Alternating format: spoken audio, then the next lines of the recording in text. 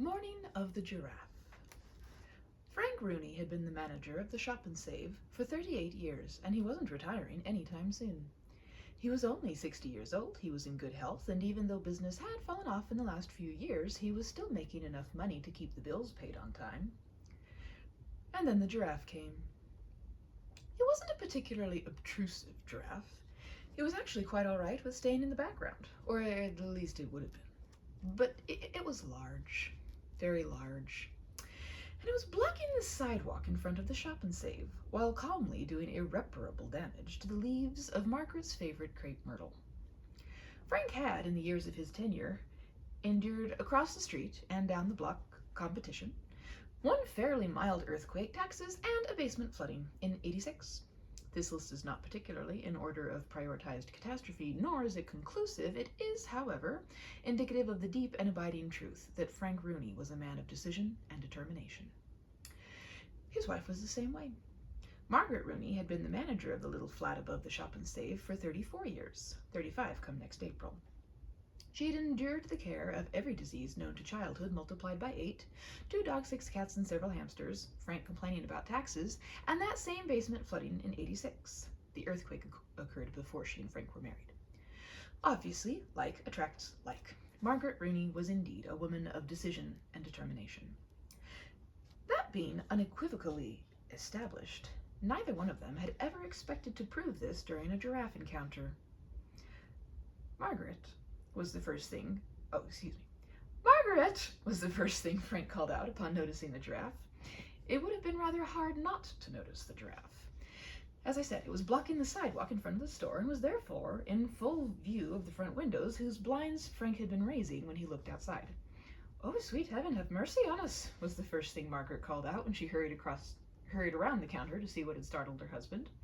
Then she turned to her spouse. "Frank!" "I know," he exclaimed in response. They stared at each other, the giraffe, and then at each other again. "Well," began Margaret. "What do we do?" finished Frank. "Exactly," said Margaret. "He's ruining your crepe myrtle," observed Frank. Agreed Margaret. "Or maybe just giving it a good pruning. Very good pruning." That was like Margaret. A looker on the bright side was she. And Frank smiled as he put an arm around his wife and kissed her hair. She looked up at him a little surprised, but she smiled back. Then she sighed. "Frank?" "Yes, dear." "What are we going to do about that giraffe outside?" Frank nodded, taking a deep breath. "My dear," he began, turning his head to face the giraffe, "I'm just not certain. Do giraffes bite?" "They bite crepe myrtle leaves," she replied a little sadly. "But I don't think they bite people. I think they kick, though." "They kick?" Frank questioned. "I think so. I think they do it with their hind legs." Frank regarded that portion of the animal's anatomy with some concern. "Those are very long legs, Margaret." "They are, Frank." There was a pause in the conversation for several moments. Then Frank asked, "Do we know why they kick? Or when?" Margaret thought a moment. "Maybe they kick when they feel threatened? Or annoyed? Or maybe just when they feel like it?" Margaret, too, began to view the giraffe with more concern than puzzlement. Frank growled a little. "Well, I think I'm beginning to feel annoyed. And a little threatened. And quite frankly, I feel like moving that giraffe. It will be 1:15 in a few minutes. We're supposed to open at 9 o'clock without a giraffe in front of the store." "Maybe it will leave when it runs out of crepe myrtle," suggested Margaret. "Margaret, that is a very large crepe myrtle outside. He could eat from it all day if he so desired." Do you think he will?" asked Margaret a little anxiously. "I mean, a very good pruning is one thing, but if that animal chooses to eat all his meals today from that one tree, we're probably going to lose it, and it is so nice for blocking the afternoon sun from these windows. Remember how the window displays used to get so faded before it grew tall?" Frank was beginning to feel more than annoyed. He was beginning to feel quite bothered. Why on earth had this creature chosen to come eat his wife's favorite crepe myrtle in the very front of his Shop and Save right at opening time? And what on earth was he, Frank Rooney, going to do about it? As I have said before, Frank Rooney was a man of decision and determination. "Margaret?" he said. "Yes, Frank," she replied. "I'm going out to shoo away that giraffe." "Frank, dear," Margaret began and then paused. "Yes, Margaret?" Frank prompted. I'm coming with you." Frank nodded his head in approval and stepped forward. He unlocked the front door, took his wife by the hand, and after exchanging encouraging smiles, the couple stepped outside. Fortunately, the door to the shop and safe opened inward, or else the Rooneys would have been trapped inside, but as I said, it opened... Sorry, yes, they would have been trapped inside, but as I said, it opened inward, and so the Rooneys stepped out and regarded the giraffe from this closer proximity. Margaret? Yes, Frank? Would you be good enough to stand behind me? Certainly, Frank. And Frank? Yes, dear. Let's move around to the front of the animal. Excellent thought, my dear, an excellent thought. Let us do so immediately. The couple stepped around the animal very slowly and very cautiously.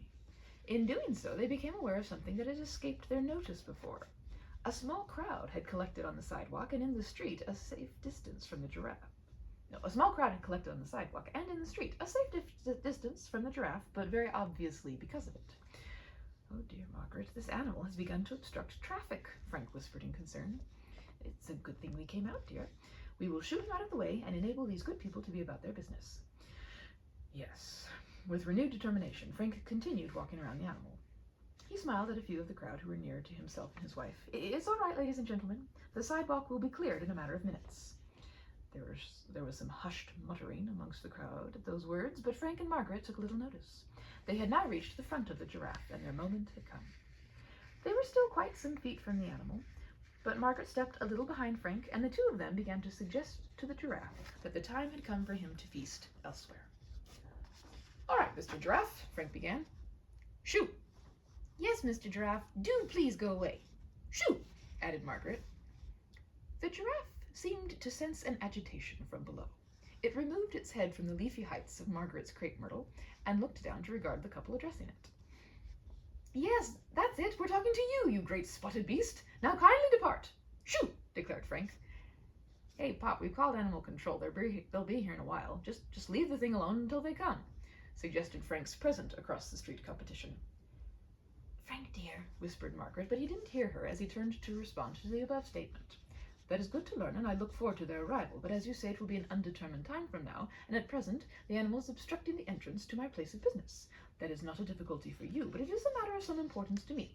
Now, if you'll excuse me, I am rather busy at the moment. I and my wife are shooing this animal away from our store in Crepe Myrtle. Yes, but Frank, dear, Margaret's voice was anxious again. Yes, Margaret. I don't think we were specific enough when we were shooing. Well, we'll just shoo some more, Frank answered, still turned away from the giraffe as he spoke to his wife. It will move eventually. Except it's already moving, darling, that's what I meant. We didn't really shoo it in a particular direction, and now it's stepping towards us. Frank turned rather quickly in the direction of the giraffe. My dear, you are absolutely right. The animal is moving toward us. We were not specific enough when we were shooing. No, we weren't, dear. Dear, what shall we do now? The giraffe had come very near and was slowly, laboriously bending his head down to the level of Frank's and Margaret's. Frank! Margaret! These last were spoken in hoarse whispers, but the couple heard each other and understood their mutual discontent with the situation. I think, began Frank. That perhaps, continued Margaret, we should stay, he added, very still, she finished. Precisely, my dear. Very still, Frank whispered. The couple stood motionless. The giraffe had completed its head dip. Its eyes were now on the same level as Frank's and Margaret's. It regarded them calmly, coolly, and almost smiled in a giraffe-y sort of way. Then its head dipped a little lower, and with great care the giraffe began to delicately nibble at the myrtle blossom stuck jauntily in Frank's lapel. Fortunately, it was about that time that animal control arrived. I say this was fortunate because neither Margaret nor Frank were intaking much oxygen at the moment. It was also about the same time that a flashily dressed man drove up and hopped out of his sporty little convertible before exclaiming, Winifred! The giraffe paused in its nibbling and turned towards the man. That giraffe grin appeared on his face, and it began to take slow, lumbering steps in his direction. Winnie, darling, come to Daddy! The man was moving toward the giraffe with open arms. Frank, whispered Margaret. Margaret, whispered Frank. Did that man just call that animal Winnie? The man and the giraffe had met in the street and were conducting a sort of touching reunion, while the crowd and the Rooneys looked on in semi-disbelief. The animal control team that had stepped out of their van at about the same time as the flashy gentleman exchanged grins. All righty then, Lucas, one of them said to the other. That ended well. He looked at the Rooneys and smiled. I guess we have you folks to thank for that. Excuse me, please, but if you please, what exactly is this all about? Frank asked, doing a very good job of keeping all the huffiness that he was feeling out of his tone. Well, Winifred Winifred here escaped late last night from that circus that's set up in the next town over. Jeffrey Hannigan, he's that fellow with her now, has been just about frantic. Seems he raised her from a little thing and can't imagine his life or his act without her, added Lucas with a grin. He's been waking up half the county all night trying to get together search parties. When we got the call this morning about a loose giraffe on Main Street, he was in our office talking with the chief, and Jack here thought we'd need to clear the streets and bring it in kicking. Lucas's grin widened. Jack chuckled. Well, how was I supposed to know that we had a resident giraffe whisperer in town? 2 of them, I guess. You all right back there, little lady? Yes, thank you. I'm perfectly all right, responded Margaret as she stepped out from behind Frank with her queenliest expression. We appreciate you gentlemen's quick response to the call that was put in. Didn't you folks put in the call? Wondered Jack. No, replied Frank. We didn't think of it. We were actually preoccupied with moving the giraffe from in front of our store. It was opening time, you see, blocking customers. And besides, it was eating up Margaret's favorite crepe myrtle. Jack and Lucas seemed to be finding something amusing in the situation, but made manly attempts at stifling the grins that kept tugging at the corners of their mouths. Ah, are these your new friends, my little Winifred? Jeffrey Hannigan was leading the giraffe back toward where Jack and Lucas were chatting with the Rooneys. Winifred grunted in their direction before bending down to nibble at Jeffrey Hannigan's boutonniere, while Frank's and Margaret's eyes widened. Little Winifred? Frank's whisper instigated a responding nudge from Margaret and seemed to amuse Jack and Lucas all the more. Yep, Mr. Hannigan, these are the folks that caught your giraffe for you, grinned Jack. Well, began Frank. Started Margaret. Actually, they've been keeping her fed and happy right here, Mr. Hannigan, Lucas added. Mr. Hannigan, tried Frank. They're the ones who should get that reward you were promising, Mr. Hannigan, declared Jack. Oh, yes, agreed Lucas with a vigorous nod. But, attempted Margaret, she was a little drowned out by the general consensus of the surrounding crowd, all of whom began showering Mr. Hannigan with the details of the morning's excitement. Even Frank's present across-the-street competition swelled his chest a little importantly and recounted a fairly accurate version of his and Frank's conversation. He changed the inflections a little, but did justice to the truth that Frank had decided not to just leave the affair for animal control. Frank, Margaret whispered. Margaret, Frank whispered back. What do we do precisely, exactly? In the end, the Rooneys simply smiled and shook Mr. Hannigan's gratefully outstretched hand multiple times. They hesitantly patted Winifred on the withers and let their pictures be taken with giraffe and owner for the local reporters, who had arrived to take note of the day's novel beginning. At last the hubbub eased down. Jack and Lucas took chuckling leave of the Rooneys, and Mr. Hannigan and Winifred departed in great style, he in the sporty little car, and she in the large trailer so incongruously hooked to its tailgate.